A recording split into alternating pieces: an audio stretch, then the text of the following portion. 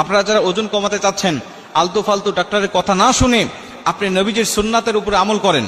বড় বড় চিকিৎসকেরা, ডাক্তারেরা এখন নবীজির এই সমস্ত সুন্নাতকে গবেষণা করে একমত পোষণ করেছেন যে হ্যাঁ, আমরা যে পদ্ধতিগুলো দিচ্ছি এর থেকে নবীজির সুন্নতের কার্যকারিতা অনেক বেশি এবং অনেক অনেক গুণে বেশি।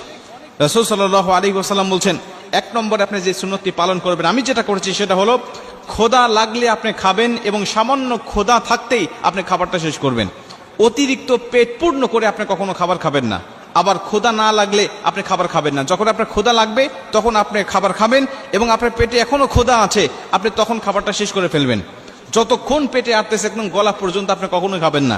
আল্লামা শেখ সাদী রহমাতুল্লাহ আলাইহির একটা বিখ্যাত গ্রন্থ আছে, গুলিস্তা এবং বোস্তা, তার মধ্যে তিনি একটি ঘটনা উল্লেখ করেছেন যে নবীজি সাল্লাল্লাহু আলাইহি ওয়াসাল্লামের জামানায় ইসলামে দীক্ষিত একজন শাসক তিনি শুনতে পারলেন যে মদিনায় কোনো ডাক্তার নেই। তিনি এই কথাটা শোনার পরে একজন বিজ্ঞ ডাক্তারকে মদিনায় পাঠালেন।